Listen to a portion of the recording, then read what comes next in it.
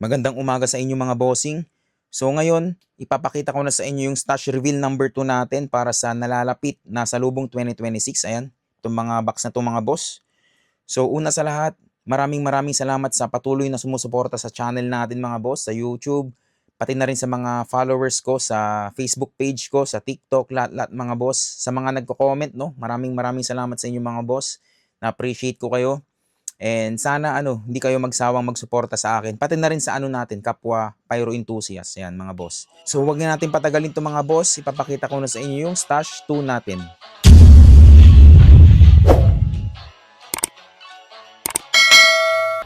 Una mga bossing, dito muna tayo sa mga binigay na ayuda ni Dragon Fireworks para sa atin. Yan no. Sobrang dami mga boss. So 12 pieces lahat yan. Bali dalawang case. Yan. Instant stash agad tayo eh. Maraming salamat ulit Dragon Fireworks. So una mga boss, ito Dragons The Ivory Tower. So wala pa tayong video neto. Subukan natin to sa salubong mga boss. Ayan, The Ivory Tower. Tapos next, Dragons City of Lights. So meron na tayong video na ito mga boss. I-upload na lang ulit natin. Ayan, magandang effects nito. Tapos next, Dragons Tree of Life. Ayan, so nasubukan na rin natin itong mga boss. Next, Dragon's Lamp of Aladdin. Ayan, ganda ng mga packaging nila mga boss. Dragon's Happy Holidays. Dragon's Book of Ancients mga boss. Tapos ito, isa to sa paborito ng lahat, Dragon's Forge of the Elements. The Dragon Rider. Ayan, ganda rin nito mga boss. Tapos next sa baba niya, Dragon's Eye of Osiris. Ayan, Dragon's Stellar Saga. Yan, subukan natin to mga boss. Bago ni Dragon last year. Tapos next, Dragon's Crimson Rebirth. Maganda rin to mga boss, yung mga strobe niya. Tapos last naman mga boss, isa din sa paborito ng lahat, Dragon's Chariots of Fire. So ayan mga boss, no, ito yung binigay sa atin lahat ni Dragon Fireworks, no, sa mga hindi pa nakapanood ng video natin nung nakaraan, yung Dear Dragon Fireworks. So binigay po sa atin to ni Dragon Fireworks, no. So hindi lang naman tayo yung binigyan, no, maraming mga pyro enthusiast din dyan. So ayan, no, 12 pieces, ang dami mga boss eh. So sisindihan ko to mga boss ng paisa-isa, hindi ko to isi-series para masulit natin mga boss. Ayan, so ito yung 16 shots natin mga boss. Ayan. So next mga boss, pakita ko lang sa inyo yung mga maliliit natin, no. Ito freebies to mga to. Mabuhay Rainbow by Maribel Santa Ana mga boss. Ayan, no. So freebies ni Madam Rosalie Navarro. Shoutout sa Madam Suki. Tapos next mga boss, ito freebies to ni Boss ZP Ambitious. Shoutout sa iyo boss. Ayan, Dancing Dragons na 2 pack. So ilalagay ko na lang yung Facebook link niya mga boss kung gusto niyo umorder sa kanya. Ayan. So, na-testing na rin natin to. Maganda to mga boss. Solid. Crackling lang ito. Mas maganda yung Lucky Dragons mga boss. Titanium kasi yun. So, ayan. Freebies sa atin ni Boss ZP Ambitious. Uy, nahulog pa. Ayan. Shoutout sa iyo, boss. Ayan. 2 pack. Tapos next mga boss. So, ito mga boss, no. Kumuha tayo ng pampaingay natin. Ito yung pampaingay natin ngayong taon. Ayan. Bagong labas lang to eh. Whistle Crackling na 36 shots mga boss. Bali 2 box yung binili natin, no. Ayan, isi-series natin to. So hindi ko lang sure kung anong brand to, pero parang magka-brand lang yata sila nung yung titanium na pinakita ko sa inyo nung sa first touch natin. Ayan. So ayan mga boss, so ito yung first fuse nya. Tapos second fuse dito sa right side mga boss. So isi-series na lang natin to mga boss para ito yung pampaingay natin. Ito yung sisindihan natin saktong alas 12. Kasi last year, kung maalala nyo, yung Love Magic yung pinangpaingay natin mga boss, or pampaingay natin last year. So ngayon, sana ang bibiling ko is yung Tiger Roar. Kaso hindi siya nilabas ngayon mga boss. Kaya buti merong bagong labas ngayon, ito, Whistle Crackling. So buti nahabol natin to. Nakita ko bago mga boss. Ayan. So 36 shots mga boss. So ang price range nito mga boss, nabili ko ito ng 2,800 pesos each. So itong 36 shots na version, kasi meron pa siyang 16 shots na version which is nasa 1,200 yata yun. Yan, pero mas sulit na rin tong 36 shots, kaya ito yung binili natin mga boss. Yan. So, ayan mga boss, whistle crackling bagong labas. Next mga boss, ito yung lineup natin ngayon, no? Ngayong taon ni Dragon Fireworks. So, professional line na Dragon Scribe of the Heavens na 50 shots. Ayan. So, ito nabili ko kay Boss ZP Ambitious. Shoutout sa'yo, boss. Ang price range nito nasa 6,000 pataas. Ayan. So, ito last year lang ito nilabas mga boss, and maganda yung effects nito. Flying fish, yan, kakaiba mga boss. So, actually malaki yung box nito mga boss eh. Compared mo sa sa mga ibang 50 shots na fan ni Dragon, yung mga Arctic Thunder ganun. Medyo malit ba yun? Ito malaki yung box nito. Ayan. So, ayan mga boss, sobrang excited ako na sindihan to. So, next, eto mga boss, ito yung 2 out of 3 na nilabas last year, no? So, Dragon's War of the Gods na 50 shots din. Ayan. So, same price lang naman sila mga boss, nasa 6,000 pataas. Pero ito nabili ko kay Madam Rosalie Navarro, yan. Pati ito, kay Madam Rosalie Navarro ko ito nabili, itong whistle crackling, yan. So, nabigyan tayo ng magandang discount mga boss. Maraming salamat sa iyo, Boss Russell. Ayan.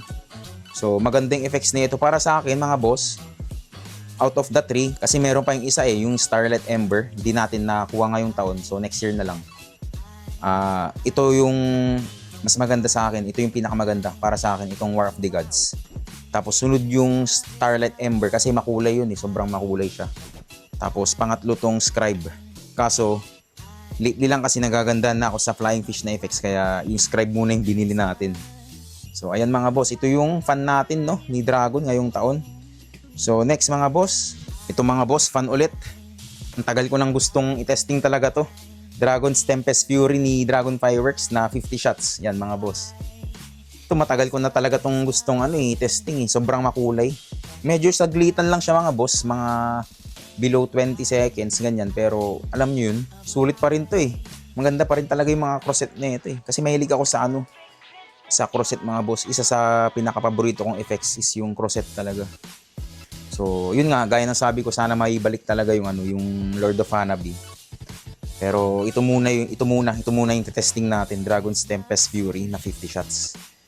So, ito mga boss, nabili ko kay Boss ZP Ambitious. Price range nito nasa 6,000 pataas. Ayan. Shoutout sa iyo, boss. Ayan. Ito yung nabili natin kay Boss ZP Ambitious, itong Tempest Fury tsaka Scribe of the Heavens. Ayan mga boss. So, testing natin to sa salubong. Sobrang solid. Tapos next mga boss, Dragon ulit. Ito yung bagong labas last year. Sobrang solid ng effects nito Kompleto siya mga boss merong flying fish, mga crosset, mga strobes, alam mo yun, crackling, lahat kompleto na Kaya sobrang excited ako na testingin to. Masindihan to sa bagong taon mga boss. Ayan, Cosmic Odyssey. Panalo. Ito yung niya mga boss manufacturing date niya. Yan. For April 5, 2025 yan. So, ayan mga boss panalo to. 96 shots. So, ito nabili ko kay Madam Rosalie Navarro, no. Ang price range nito nasa 8,000 to 9,000 mga ganun. Pwede bang tumaas naman mga boss? Pag umabot ng December, syempre mas tataas yan, mas mahal. Kaya suggest ko talaga sa inyo mga boss, sa mga bagong alam niyo yun, yung mga bagong pyro enthusiast dyan, or yung mga bagong bibili ng paputok, mas maganda na bibili kayo ng maaga, mga September ganyan, August, mga ganun mga boss. August, September, October, November, makikita nyo na yung price increase dyan. December, yun talaga, sobrang taas na yan. So, pero yung Dragon kasi mga boss, medyo madalang tumaas yan Yung mga tumataas talaga, yung mga imported. So, ayan mga boss. Cosmic Odyssey. Tapos, next mga boss. Eto mga boss, ito yung bombshell natin ngayong taon, no? Professional line ni Dragon Fireworks na Dragon's Blooming Garden. Glitters yung effects niya, ayan. So, actually ngayon lang ako makakatesting ng ganito boss, ng Blooming Garden ng Dragon. So, sobrang excited akong sindihan to sa salubong. 10 shots to mga boss Ayan. Ang ganda talaga ng packaging ng Dragon mga boss, no? Yan, no? Makikita nyo sa loob, may tube yan, tapos may karton pa. Tapos may plastic pa. Sobrang panalo ng packaging nila, no? Ganda. So marami din palang effects tong mga to, no? Hindi lang glitters. Merong mga classic, neon, chrysanthemum. So meron din yung mga ano nila, yung mga limited edition, yung mga 25 shots mga boss. So hopefully matry natin yun sa mga susunod na taon mga boss. So ito nabili ko kay Madam Rosalie Navarro. Price range nito mga boss nasa 7,500 pataas. Ayan. So ito mga boss, no, ito yung stash number 2 natin para sa nalalapit na salubong 2026.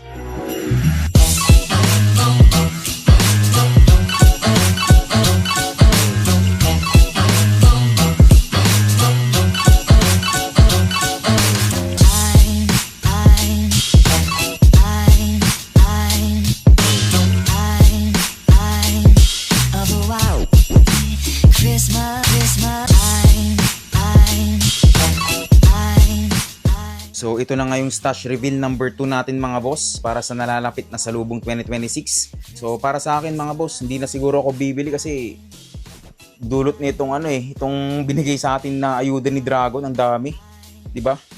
So waiting na lang siguro tayo dun sa sa bago ni Dragon, yung tatlo, which is yung 16 shots, yung 36 shots, tapos yung 7 shots na bombshell, yung 2-inch mga boss, yung parang Aerial Symphony Coco ganun.